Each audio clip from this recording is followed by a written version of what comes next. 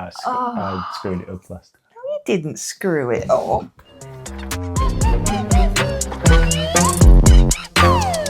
Hi everyone, Mr and Mrs MLG here from Mighty Lancer Games, and it's time for another podcast where I ask Mr MLG various questions and he answers honestly as a friendly local gaming shop owner.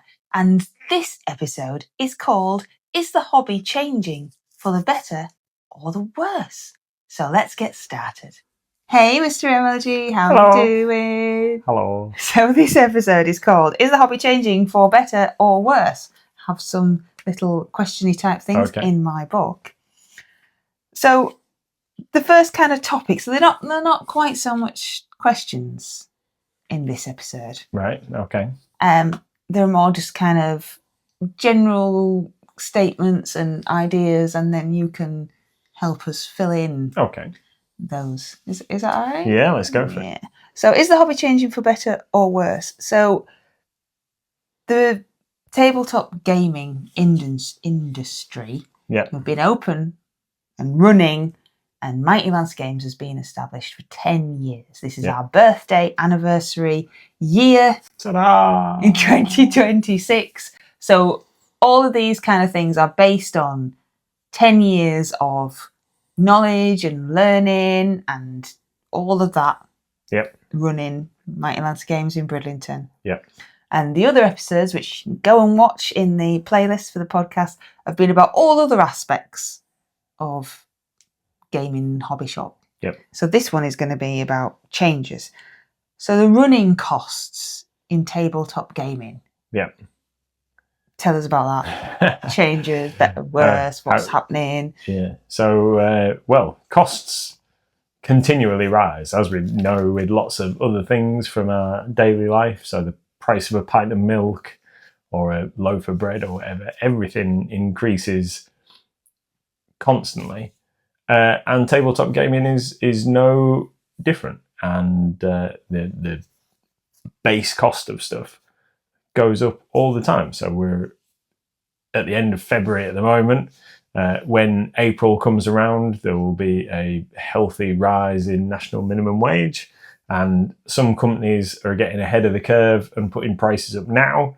Whether we might see a second price rise later in the year, we can only guess. It's happened previously. But yeah, some companies have implemented price increases already. Some of those came into effect at the start of February. That is, although many of them haven't actually come out and said it, the reason is because minimum wage is going up. We're all going to have increased wage bills. For those of us with physical premises, our business rates are going to increase. That's also going to happen with the recent budget announcements. So a lot of businesses were benefiting from a rate relief, and that is like going away. So the amount of money that we have to pay for our business rates is going to double in April. So that's a big chunk of cash. Minimum wage is going up. National insurance contributions are changing, all of those kind of things. And it's not just, it's going to sound like I'm moaning, but it's not just minimum wage increases, because as an employer, that then increases pension contributions and other factors that we have to put in, like the tax and national insurance and other bits and pieces. But then that has a knock-on effect with uniform costs, if your staff have uniform, and everything else. Electricity is increasing all the time. All of these things all of these things going up. And then that means that companies that are mass producers of war games, miniatures and books and all the rest of it all have to put their prices up. And those prices are all going to increase. So towards the end of last year, Games Workshop put the prices up, and the price of a Combat Patrol box set went up from £100 to £105, and some of the other products jumped up quite a bit. Now, what they tend to do is they put the price of the plastic kits up, and then they keep the paints and everything else about the same kind of price. Army Painter, a very, very popular painting range, have just put their prices up at the start of February all across Europe. So all the distributors have followed suit and put their prices up. It's just the way of things, isn't it? So we all get a little bit more money in our pocket because minimum wage increases, but then everybody follows suit and puts all their prices up, and you end up with no more money to spend on hobby stuff at the end of the day. So that's worse then. No, it's worse. It's worse. It's definitely worse. So that's boo. Yeah. So I've got another topic, but is there any good in any of that? So the running costs in tabletop gaming, is there, or is it just all a bit pants? It's all doom and gloom because everything just goes up constantly, and there is. I suppose everything. I mean, it always does. There's no change there, is there? No. So really, like, people might end up with a few more pounds in their paycheck or left from their paycheck at the end of the month because they're getting a little bit more money overall in the month, and that means that they might come and spend a little bit more money with us, but then we have to spend that money on paying our staff and paying our bills and the other bits and pieces. So we might end up with 10 pence or something at the end of the that's all we get now, so maybe 3p. That's a bit different. So yeah, like, yes, it's good for the economy. It's good for providing things back to the system. So we charge a little bit more, we pay a little bit more VAT. It all evens out. Yeah, it's all going to work out roughly the same. It just means that everything's like creeping up slowly. Sooner or later, we're going to need a wheelbarrow full of pennies to go and buy a box of Space Marines. That's pretty much where we're at. You don't already need a wheelbarrow full of pennies. You probably do. If you're paying for your box of Space Marines with pennies, you probably need a wheelbarrow. Yeah. Can you imagine if somebody came in with a wheelbarrow? What would you do? Well, I don't know. Yeah, you're going to have to give me an hour or two to count this. At least have some spare change for the till. Yeah. So there's another. This episode might be quite, controversial or whatever, because some of the things that I've got down here are a little bit. Ooh, should I really ask that? Mm-hmm. I'm going to ask it. Okay. So, lots of people now, with this age of modern technology. I mean, we didn't even have mobile phones. No. Well, they're not even mobile phones, are they? Little computers in your pocket. Mm. They didn't even exist. No. But everything has come on so far. It's quite scary, really, just in our lifetime, and we're not that old, how much everything has fast-tracked and progressed in technology. And one of those things that has done that is people can now have a 3D printer sat on their kitchen worktop. Yeah. So 3D printing versus retail. Yeah, it's bad for the retail environment. It's great for the hobby, in terms of what can and can't be done, isn't it? So 3D printing is great. Somebody can come up with an idea, they can render it using all manner of programs now. So you don't have to be a sculpting whiz. You can get a sketch, something that you've drawn yourself, and you can load it into one program online, and it will make that into a render, and then you can put that render into a different program, and that will make it into an STL file, and then you can plug that into your 3D printer and you can print it out. And it's absolutely fantastic. Like, you can do so much with them. It's great. It's not just great for gaming, it's great for everything. The problem there is companies that are producing hand sculpted, more unique, like different stuff are going to lose out because all of this other stuff is available, and those like markets are gonna diminish in favour of some of these other things. And then the prevalence of like pirating or stealing stuff is, and anybody who is already a digital creator and is sculpting and selling their files, all it takes is for somebody to start sharing those files without paying for them, and then that's devaluing all of the work that person's done. So it's fantastic. It means that in some instances some quite niche models and what have you that are too costly to produce normally because of the cost of moulding and all the rest of it, are now accessible because you can put some digital supports on a file and print it out and get a model of, Pennywise the clown if you want to paint one or whatever, that somebody might not be able to sculpt quite to the specifications or whatever, that you can do that. So that side of things is great, but it is eroding the value of some of the market. And as a retail store owner, we need people to come and buy physical things. Yeah, because if people don't come and buy stuff, then the shops disappear and then you've not got a high street at all. No. And some people go, oh, well, so what? Buy everything online. But then you're just stuck in your house. Yeah. It's nice sometimes, isn't it, to just go down the street and have a look around and walk about. Yeah. And if really there's nothing there. Yeah.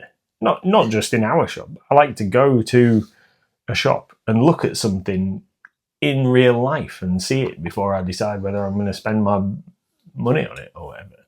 So even as a game store owner hobbyist, I like to go to the Game Expo and other things so I can see minis. It's poke thing. With they're on display and you can see how big it actually is and you can see the detail on it firsthand rather than it just being a photograph or whatever online.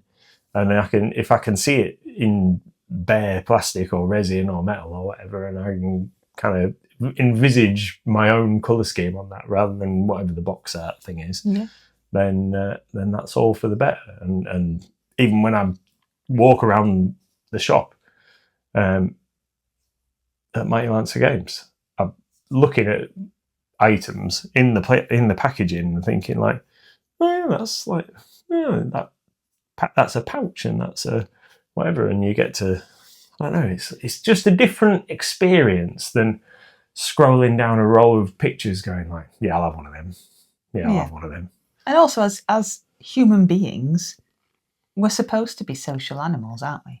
We're supposed to be absolutely talking face to face and and all of that. And if everything is just sat on your phone like this, there isn't any of that, is there? And if all the shops have gone, people always get nostalgic and do you remember Woolworths and do you remember Blockbuster and all this? And they've gone. That's it. They're not there anymore. Well, so you've got to use them. Absolutely. And it's not just about being able to sell stuff.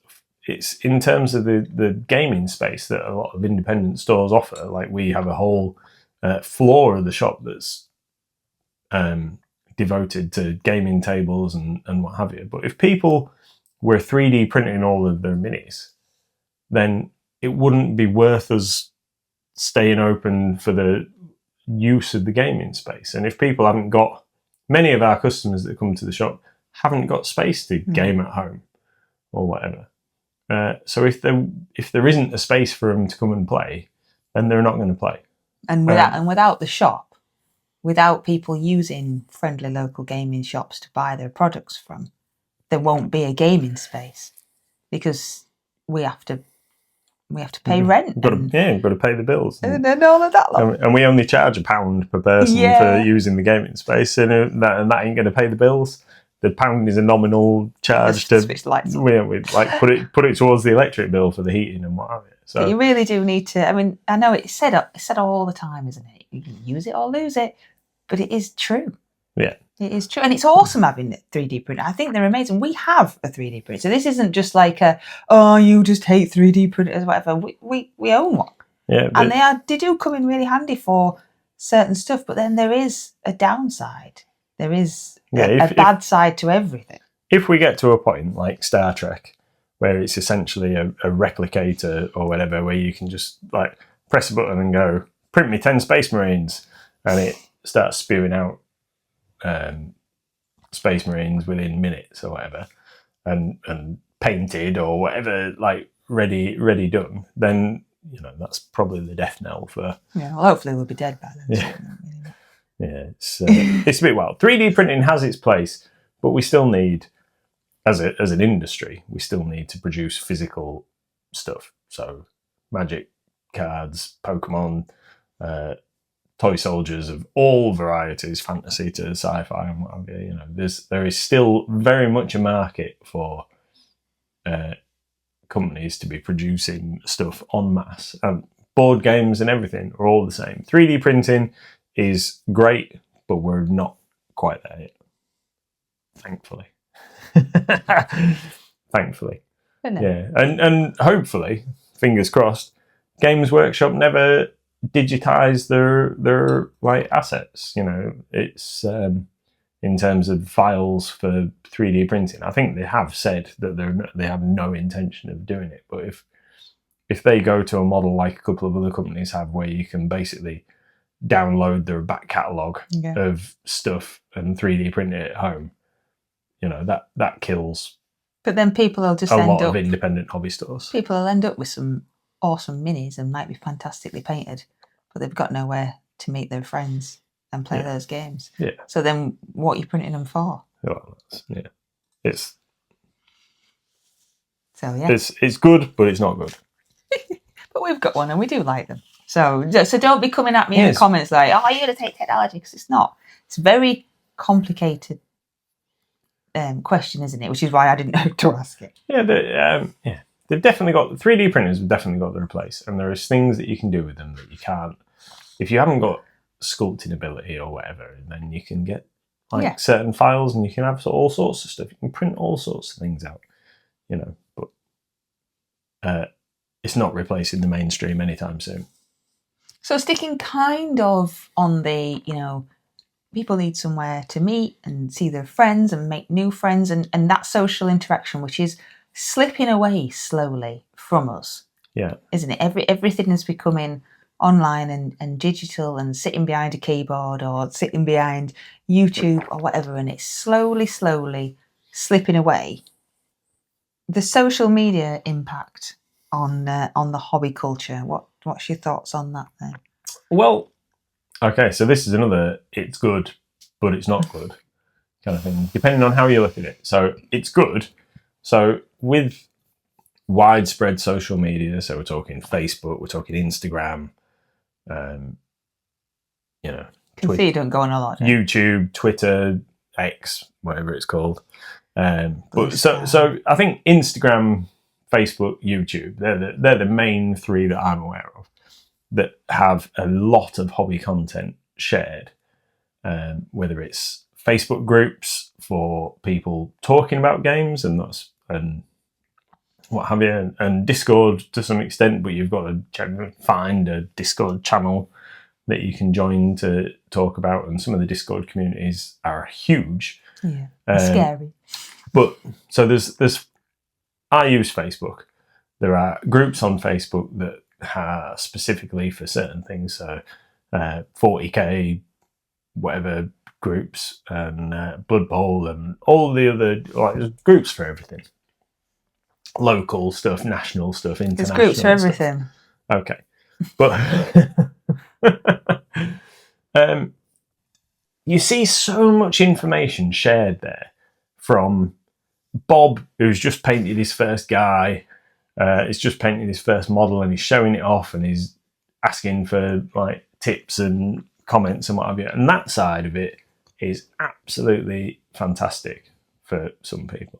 And then there is the other side where you go on one of the channels and someone's showing off their stunningly painted mini, and that has two effects, doesn't it? Mm. So you get some people who go like, wow, that's really great, you know, I aspire to be a great painter like that, and they might start following that person and trying to like learn some of the techniques and what have you.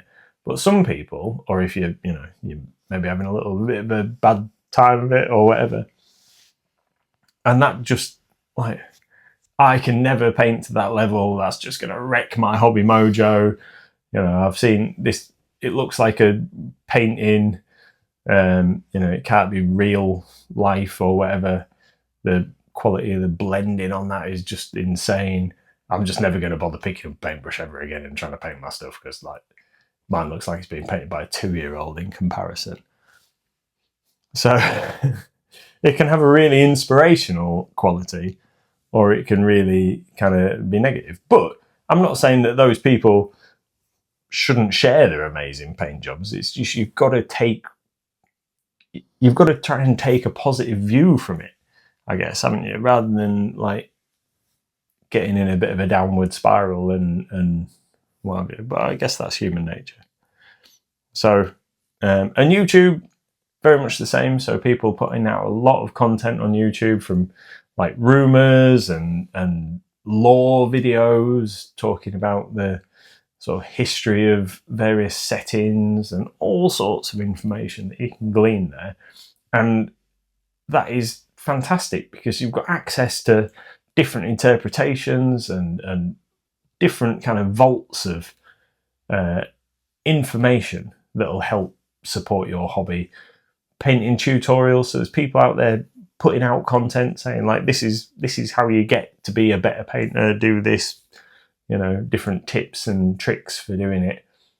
Unfortunately, I think, and again, people are going to make money out of all sorts of stuff, but generally the more useful painting tutorials and things are hidden behind kind of paywalls in Patreon and whatever else, and people want to charge hefty fees for personal one-to-one painting sessions and all this. But then kind that's of thing. people's But jobs. If you are a painter that is that good, then why should you give away your skills? Yeah, it's a business. It's a business. It's not a bad thing. It's just I'd like there to be more access to stuff like that, I guess. But there's more surely, like, and I know you agree with this, but surely there is more access now, like 2026, than there has ever been. But do you think that is maybe a slightly negative thing? Because there is so much. It's a bit like a menu, isn't it? If you've only got 3 things to choose from, then that's all you've got. You're not overwhelmed. Oh, you know, I'll have a nut roast or a burger or a pizza. Oh, well, I'll have that. But then if you've got reams and reams and reams of menu, it's so much that sometimes it's difficult to find what you're looking for, or sometimes it's even like, oh, I can't even be bothered to look. So I obviously have never been taught how to paint. I am not great, and people say to me all the time, and it probably would be beneficial to find a YouTube channel, you know, and watch a tutorial of some description to elevate to the next level. But there's too many for me. I'm one of these, you know, I just need the 3 menu option. If there's too much stuff, I just go, oh no, there's too much stuff. I don't know specifically what I'm looking for. It's a bit like if you go into a clothes shop or whatever. I just need a rack that says, this is what you're looking for. Just that one there. No, I don't want to look round. And obviously, that's a completely ridiculous way to look at things. But that's, again, we have said this before. You are a glass half full. I am a glass has fallen over, smashed all over the floor. Now I've got to clean it up. There's a whole different level. Well, then everyone's different. So to me, there's so much out there. And the algorithms and stuff are always giving me things that I don't want to look at. So I might think, oh, that's quite an interesting painting thing. Oh, look at that guy. I don't know, that guy's painting that Skaven. And now every single time I look at Facebook, I've got a Skaven. Oh, okay, well, that's cool. But now I haven't got just get Skaven, have I? I've got, oh, look at me and my pet rat. And now I've got, oh, look at me, I'm training animals in the circus like this rat. And now I've just got circus animals. And now and it just evolves and evolves with the algorithm. And now I've gone so far away from what it's showing me painting this Skaven. Now I've just got absolute nonsense that I'm having to wade through. And we've said this before, haven't we, about Facebook. So when you're scrolling, I mean, is this just us? But when you're scrolling on Facebook, it's showing me stuff that I've got no interest in. And then it says, oh, we suggest that you follow this. It's like, don't show me that junk. where's the things I actually do follow? Yeah. It doesn't show me the things I do follow. Yeah. It's constantly just showing me things that it thinks I should follow. So, but I want that because that's what I followed in the first place. So there's too much for me. I don't know. I just get like overwhelmed. I need somebody just to go, this one. You want this one. This one's good. And then also, I'm not very good at then following the thing. So, say I'm watching how to paint Skaven, and I've got my little Skaven and I've got the paintbrush. What did you do? Like, where's it? Oh, rewind it. And I'm not very good at following that. Right. I need somebody just to hold my hand and go, this brush. On our Discord, there are some amazing, amazing painters. And they all paint in different styles. There's so many different styles of painters on our Discord. And one of the painters is called Deathly. And they paint so fast and amazing. And whenever I say anything to them, they're always like, oh, no, it's real easy. I just do. And they'll tell you how they do it. But if I tried to do that, it's just big blobs. And I'm like, but he's just like, just doing that. Why? Mine just looks like stripes. And theirs looks like, perfect highlights and things. I'm just not very good at following. There's loads out there. But for me, I'm just a bit rhubarb at following the instructions. And there's no answer for it. There is no, oh, well, have you tried this method? Because if I don't understand when someone's saying, put the black on, then get some grey, put that. If I can't follow that, then I've got no hope, have I? No. I'll say to you, if I've painted a miniature, and I'll say, oh, it's all right. I mean, it's all right for tabletop, as long as you don't get too close. But what could I do to just push it to the next level? And this one only ever says to me, oh, it looks great. You don't need to do out. So well, that's not helping, because what I need you're because it's already a million times better than I could produce. But you're sat with me, you like one-on-one, not a screen or me trying to read instructions or whatever, one-on-one. And I need somebody to say, yeah, that's fine. But if you just put that paint just there like that, then that would do this, because it would show that highlight on the nose more, or it would, put that shadow under the arm more. And if you think about a person stood like that, they would have this shadow under the arm. So you need to literally draw that line. I always draw lines or whatever, and then they look to, oh, that looks like a line. But I'm holding it here, aren't I? And I always think, if you actually put it over there, oh yeah, actually that line doesn't, because I'm like, oh no, that's too line, let's blend it in. Oh no, it's gone, and now it's not there anymore.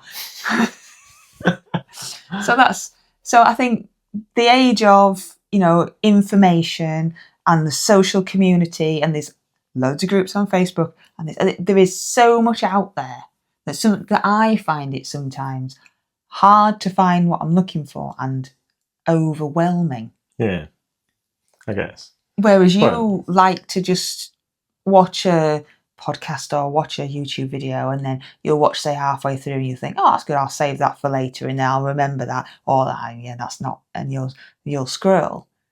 But I just want instant thing. Yeah, I guess it's obviously really great how much we've got, the wealth of information now, because when 35 years ago when I started in this hobby, there just wasn't really anything. So you'd pick up a magazine or a old-fashioned wargaming book from the library or whatever, and it'd show you painting minis, and it wasn't even focusing on highlighting and what have you. Like, you might have put a wash on the skin of a miniature or whatever, but you're not like talking about edge highlighting and whatever else, maybe a bit of weathering and dry brushing and stuff, but it wasn't really as deep. Like painting, I think we've done a video recently where I looked at Golden Demon submissions from 1990. Yeah, that's live. Your nostalgia look back. Yeah.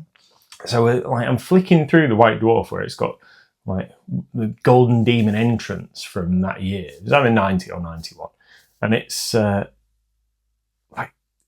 it's mad. The standard of painting now compared to the standard of painting then. But also, like, there were no real painting guides. You might have got a paint set from GW in the 90s, and it'll come with a very basic book that says, you know, like, block in the colour, but at that point everybody was recommending that you undercoat your miniatures white, and now we tend to undercoat them black, and they're just different things. And it wasn't like, this is how you do an edge highlight, and there'd be like a couple of step-by-step instructions and whatever, but we're not talking about wet blending and dry brushing and But do you think that's because the paints and the tools have evolved to allow for different techniques? Do you think that the range and the quality of products has changed, so therefore what you can achieve has changed? So before, say it was just, well, I want this Space Marine, I want an Ultramarine, so I'll just put a base layer of blue down and I'll do this little edge highlight and is on the table. But now there's so much more that you can do that people are learning. Or do you just think that human nature is to always push and get better, and therefore it's evolved? Yeah, a combination of both. So the products, like the paints themselves, have got better. So we've got thinner paints with better pigments and what have you, rather than like the paints that we were using in the 80s and the 90s were really thick, gloopy acrylics and what have you. So yes, that's got better. Paintbrushes haven't really changed, but like the dry brushes that we've got now, these little kind of like short haired rounded tip, like almost like makeup brushes, are better. People are using sponges to do weathering and all sorts of stuff that like we probably weren't doing mainstream like 30 odd years ago. But yeah, like people have been pushing blending techniques and all sorts of stuff. And do you think that also is, you know, you said in your 1991 magazine, it had all the Golden Demon entries. Yeah. So do you think has those people, as competition entry painting has got further along, and then also with the expansion of social media and etc., being able to see that? Because before, unless you went and got a white dwarf, you didn't, or you went to the competition itself, you didn't see those entries, did you? So the normal person just sat at home probably never saw. But now it's everywhere, all over social media, and I've painted this and I've done this. Do you think it's then more than inspired people to either think that they need to be at that level or that they want to get to that level? Yeah, I think it's definitely... It works as inspiration. Absolutely. Because people see it and they want to do it. But people paint stuff for different reasons, don't they? So you've got people who want to paint stuff for display and they want to enter competitions, and that's their hobby. They're painting it for... it's a display piece or it's a competition piece. And there are people who are painting stuff to play games with, and you're never gonna, in the majority of situations, paint a mini to such a high standard and then use it in a game, because a lot of these things where they've got such exquisite blending and highlighting and what have you have taken hundreds of hours to do, whereas most of us want to blast out a Necron in 45 minutes so we can get on to the next one and then play a game at the end of the week. But do you think there's also maybe then a hint of guilt? So you've seen most people, when they're posting on social media or they're putting on their Instagram, it's their best mini, isn't it? It's the one that you're proud of, and therefore you want to show it off, either because it's a competition mini or because you've done something really good. So you're not posting just that army generally that you've painted. So do you think that there is also then a level of kind of guilt and whatever for, well, my mini, I need to get better because nobody's painting at my rubbish level? Well, they are, but you're just not seeing it. Yeah. So, I've got to push myself now because that's just the normal standard, when in fact that's not the normal standard. What you've done over here is the normal standard. That's the exceptional standard that people are just showing because they're going, oh, look how good this is. The rest of my army looks great, but normal.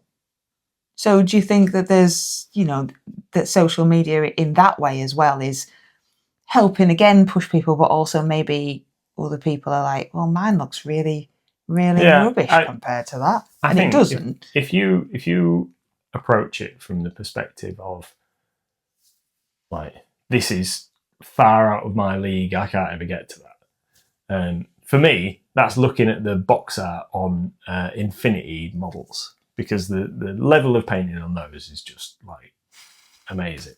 Some of the things I'm like convinced that some of the images aren't. Well, I mean, I know that they're real, but it's like they're not, because the level of painting there is so cool. And I find it overwhelming, a little bit daunting, and I know that I can't paint at that level. I don't have the attention span to spend that long painting the stuff. That's also part of the problem. However, where was I going with this? However, I know that I want to get better at painting, but when I'm approaching a project, I need to be sensible with it and think, like, what am I trying to achieve?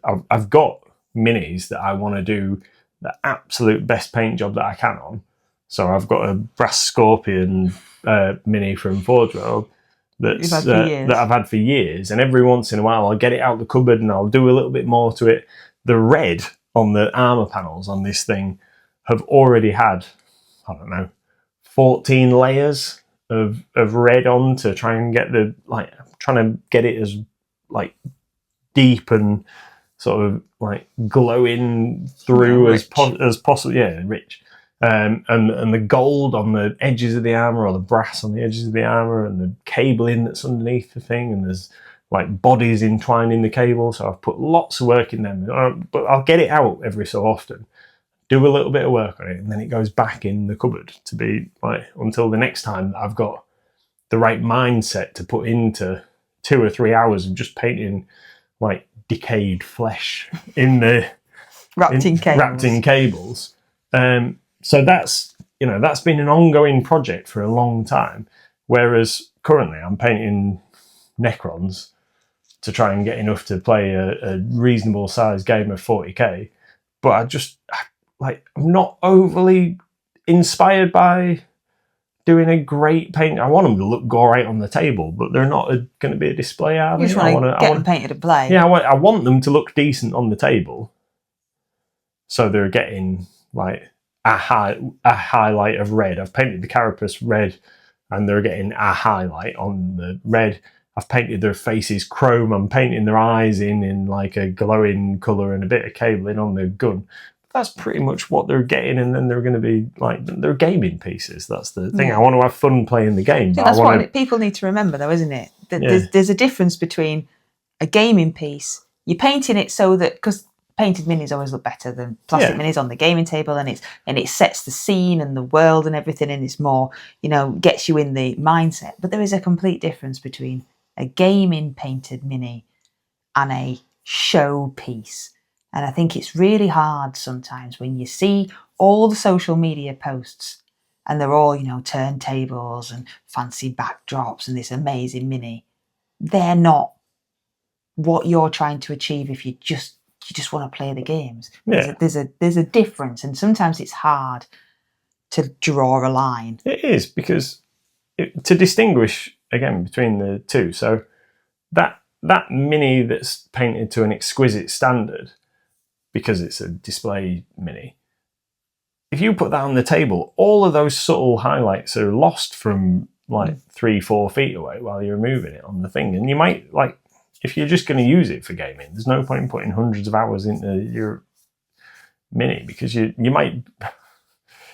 What's happened to me in the past, I've put a lot of time into painting a character mini for it to get shot off the table in the first turn. It's like...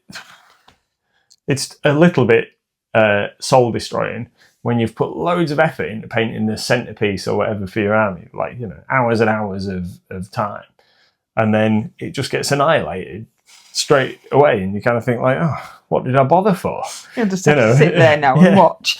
Yeah, why did I bother putting all that time in? Because now I've just got all the rest of my schlubs to like move up, whatever. But we haven't. The other thing is, we haven't all got hours and hours and hours. If you're not a commissioned painter or you're not a professional painter, you know, you've got to go to work and you've got to do other stuff, haven't you? And you've got to like get on with your daily life. And if you're anything like me and I have a couple of hours hobby time a week, I haven't got the time to put that effort into a mini generally.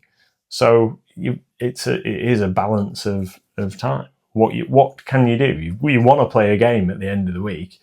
You've got to get X amount of minis painted and what have you. You've got to manage your time and set your goal. So yes, circling back around to the original thing, social media has a positive impact because there is so much assistance out there available, different communities in these different Facebook groups and Instagram, so you can put your post on and people like it because they think it looks great, and that gives you a great boost if you're publishing your own work. And YouTube is a great resource for learning different techniques and all sorts of stuff. Yes, it's good for the hobby, but you've got to be in the right mindset to take positives from it rather than see it as a negative. Does that make sense? So we've rambled about it for ages. But. So do you think that the community, the tabletop gaming, the hobby community is more inclusive now than 10 years ago when we first opened the shop? Have you seen any changes in the people that come in or the people that are buying stuff? Have you noticed anything in the past 10 years? Oh, absolutely huge, really, that we've gone from being a typically white male sort of, I don't know, anywhere between 12 and 30-year-old or well, just typically white male community, shall we say, to being very inclusive. So with the advent of Dungeons and Dragons on TV, Stranger Things and what have you has brought a lot of people into Dungeons and Dragons as a hobby. Critical Role with the Matt Mercer and all the guys, like different TV programs like the Vox Machina and all these other things, and the influences of manga and anime over the sort of past 15 years broken out loads. When I was a teenager, it was available, Akira and all these other things, but now it's so mainstream, isn't it? It's popular in school libraries and stuff. So all of these things have come together to make gaming, board games, war games, Pokemon, Magic the Gathering, all of these different formats so much more available to everybody. And it's not just something that you expect the nerdy kids to do or whatever. Like, everybody plays board games. There's a guy on Absolute Radio who's on like the late afternoon show who's mad for board games, and he's always talking about he's going to a board game event this weekend, or he's like whatever. It's mainstream, so anybody can like. So in the shop, then, come and play. Have you noticed any changes? Because when you first opened 10 years ago, like you said, we've always been inclusive. We've never gone, no, you can't come in, or looked at somebody a bit funny if they've walked in. But the people that came in who wanted to come in were generally white men. Yeah. So from then, have you noticed any changes in, say a woman walked in 10 years ago? Yeah. Did all the blokes turn around and go, oh, there's a lady in here, how scary? Yeah, pretty much. And now if a woman walks in, is there just, someone else has just walked in? Have you actually noticed any? Absolutely, yeah. There is no like prejudice. I don't like. There's no, this isn't for you because it's not for girls or whatever. It's like anybody can. Do you remember that Yorkshire advert where they literally wrote that on the shop? Yeah, it used to be on the thing, didn't it? It's not there anymore because we do sell Yorkies in the shop. I think it was a 90s thing, wasn't it? Lots of weird things happened in the 90s. It's not for girls. But like nobody's bothered. They just want to play games with people and have fun, and everybody's of the same mindset. There's nothing to say. You can't come in because you're like whatever. Yeah, come and play games and have fun. It doesn't matter. Like, do you find that there's a difference when a person walks in and they want to know, say about late night gaming on a Thursday? Yeah. Have you noticed a difference between the way that let's go with the sexes then? A boy asks or a girl asks from 10 years ago to now? Have you noticed any difference in the way that they approach coming and finding out what there is available in store? People aren't quite so shy anymore, I don't think. No? Yeah, I don't think so. But as a industry, we attract a wide variety of folks. So you're always going to get the people who have social anxiety and all the rest of it, and find it difficult to talk to people, and they always have existed, but now it's a lot more talked about, isn't it? Yes, I think that's the difference. People talk about it. Different kind of conditions. And whatever. That's what I'm trying to say. So people, like, we get people come in and they come up to the counter, men and women, and they come to the counter and they go, "Oh, I'm really interested in playing D&D, and how can I get involved in the group?" Is it normally D&D then? Yeah, we do get a lot of questions. That's generally how it starts. Is people want to get into D&D, and they'll turn up and they'll play a session or two, and they'll decide whether it's not for them. But then while they're there, they might look around and see what everybody else is playing at the shop, and then they go like, "Oh, quite like the look of this. Do you think like maybe I could have a go?" And then, do you not get many inquiries for like Warhammer and stuff then?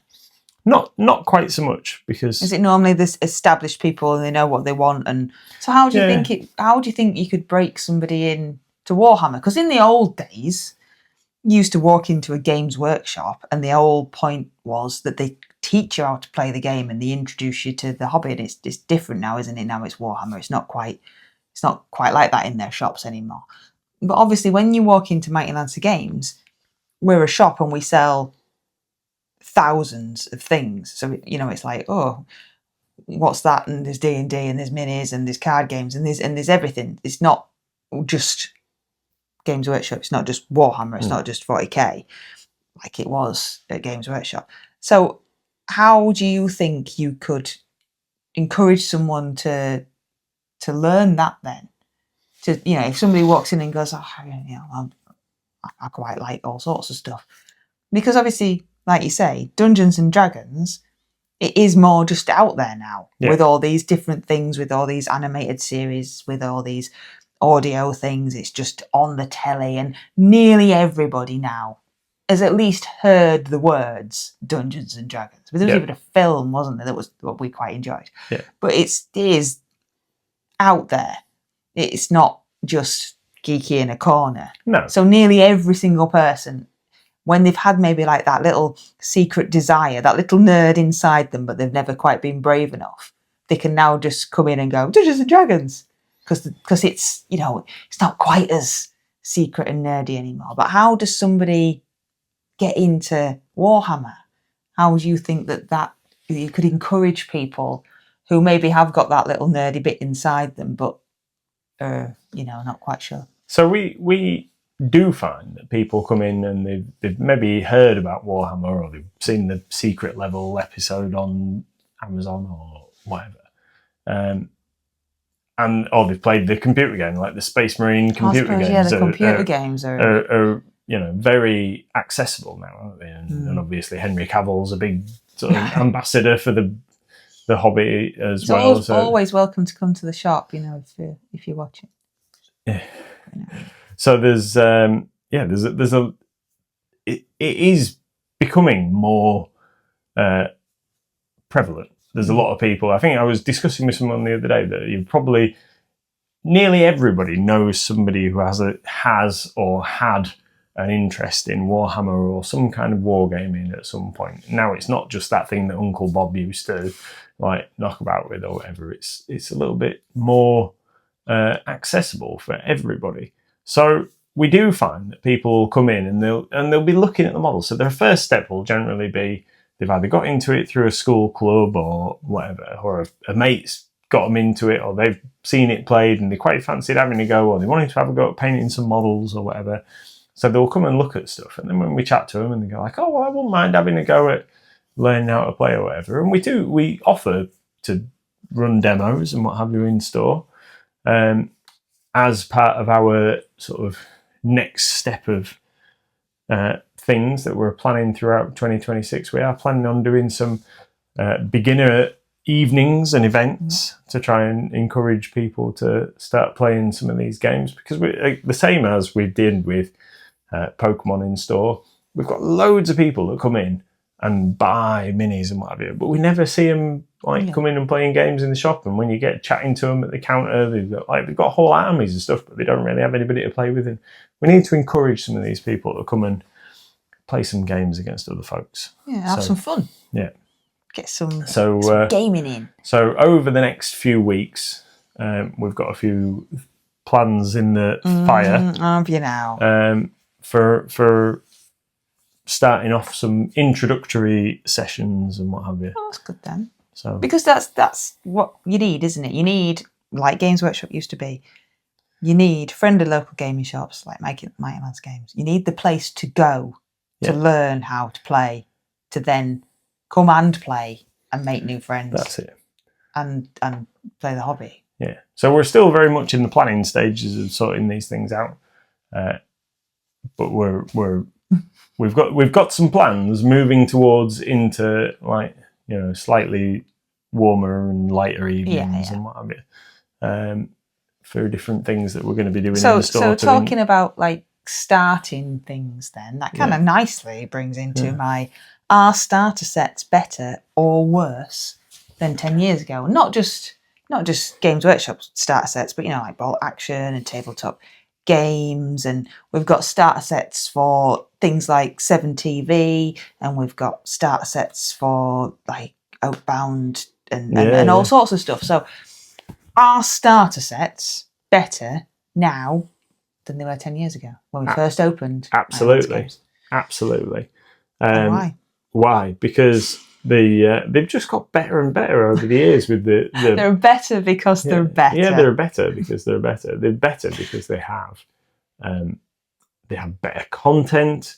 I mean, like even in 10 years, the minis for a whole load of stuff have improved, like the quality, the sculpting, the level of detail and what have you, the like production quality from Games Workshop, for example. So over the last 10 years, we've seen minis become easier to build. I mean, in some cases more complicated to build, but on the majority of times easier to build. So we've started getting like starter sets where the minis are kind of not particularly one piece, but they are like one pose, push fit stuff in a lot of cases. So if you don't want to use glue, you don't have to. The introductory sets are designed to get you playing the game very easy. The way that the rules are laid out in the little booklets and what have you are really great. Take you through step by step, like the Pokemon Battle Academy. Yeah, that's really good. Is really well laid out. Even I understood that. Yeah, the newer 40k introductory set and the Age of Sigmar introductory set and the new Bolt Action and Conflict 47 starter sets that Warlord Games have produced. So, but how can they be? So sorry. So Bolt Action and Conflict 47 is like a weird war, isn't it? But Bolt Action is based around the war. Yeah. So, and that's been out for a very long time. So how has their starter set got any better when it's still just some tanks of different armies? How has it got? So when I first picked up a Bolt Action starter set 10 years ago, it was a box and it came with some Americans, some Germans, and a half track, and a little ruined farmhouse. And I'm pretty sure that it's still got very, like that basic one, the Band of Brothers or whatever, it's still got essentially the basic same contents, although they've updated the plastics and what have you. But the difference is then you got to read this first play sheet and it maybe took you through a few bits and pieces. But now you get like a blow by blow, better explained. They've just enhanced the quality of the printed matter and everything that's in these boxes over the years, and the basic stuff that goes in the box is kind of the same, but it's just better. It's improved. Like there's no other way of saying it. It's developed. It's become more enhanced. It's like how many different ways can I say it's got they've better? learnt from maybe customer feedback. That's it, or discussions that you've got this starter set and you've set out these rules, but I didn't really understand what that meant, and if my mate moves this, that's not here. So they've learnt and evolved their rule sets and their information over the years from like play tests and people's feedbacks, and then built better starter sets. So let's take Blood Bowl as an example. Because he likes Because I like Blood Bowl.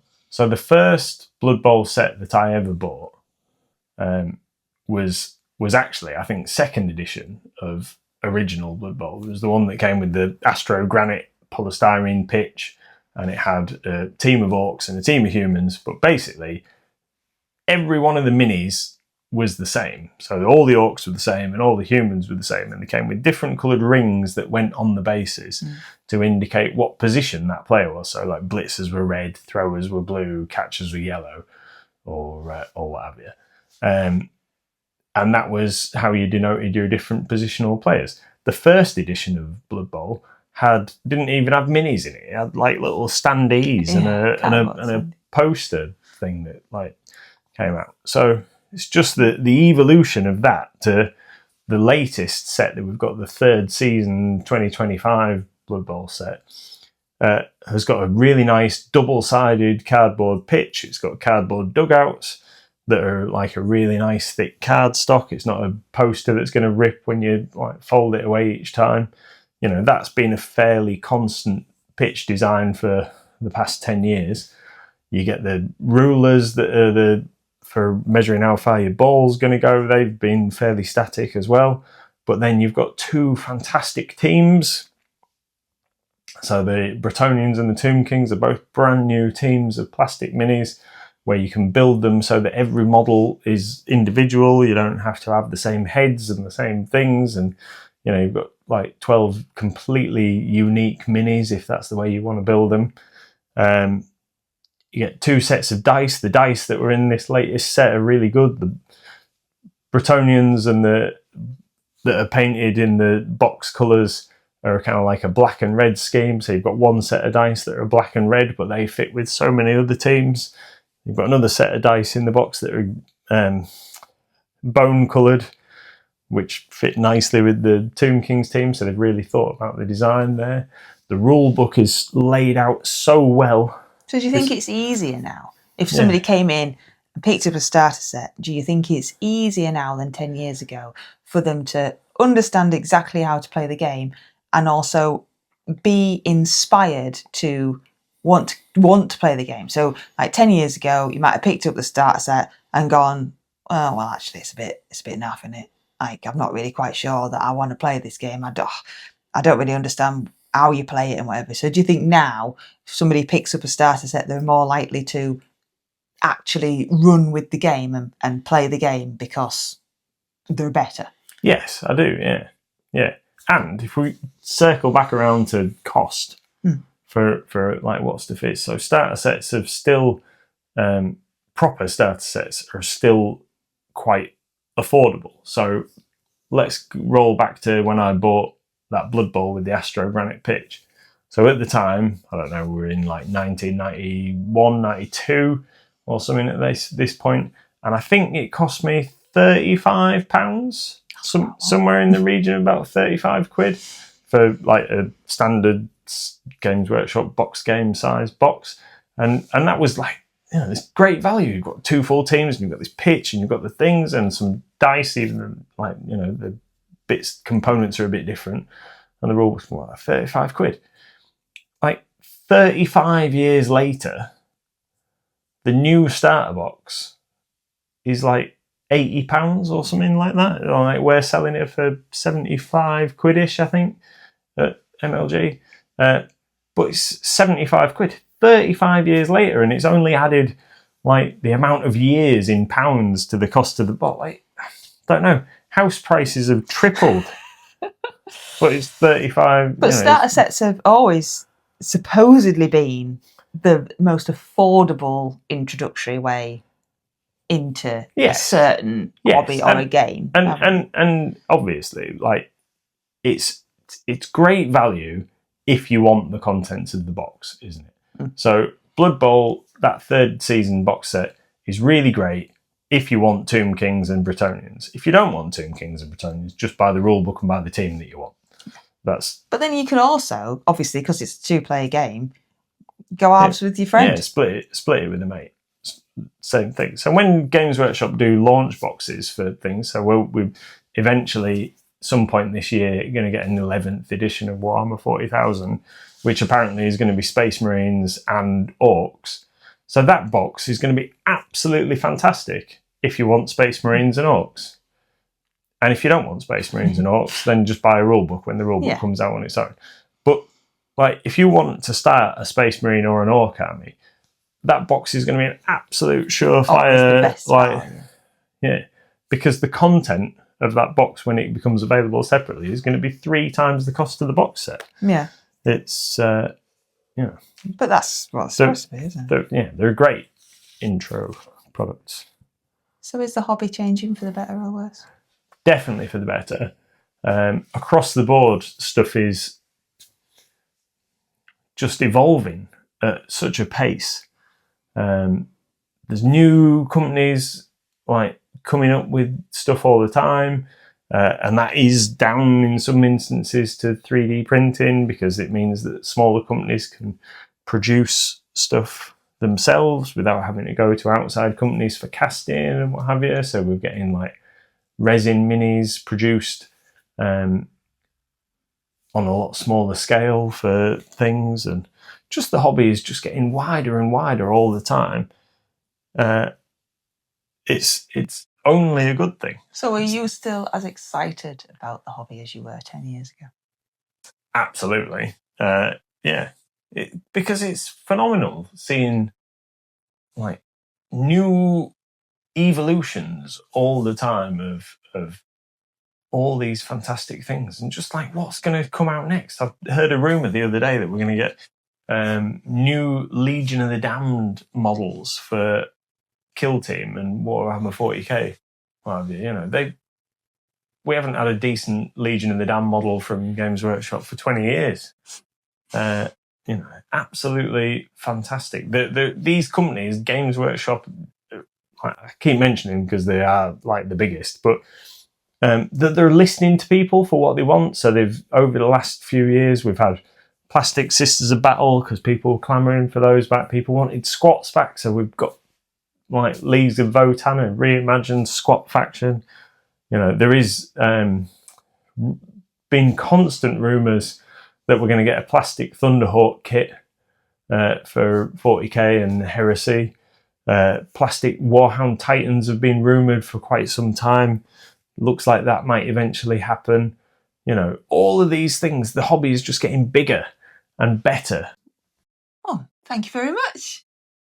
And thank you for watching. Check out our other podcasts on our playlist and the rest of the videos that are on our YouTube. And obviously, head over to mightylancergames.co.uk and get all of your game and hobby supplies and come in to store and play some games. It's only £1. And we will see you next time. Bye.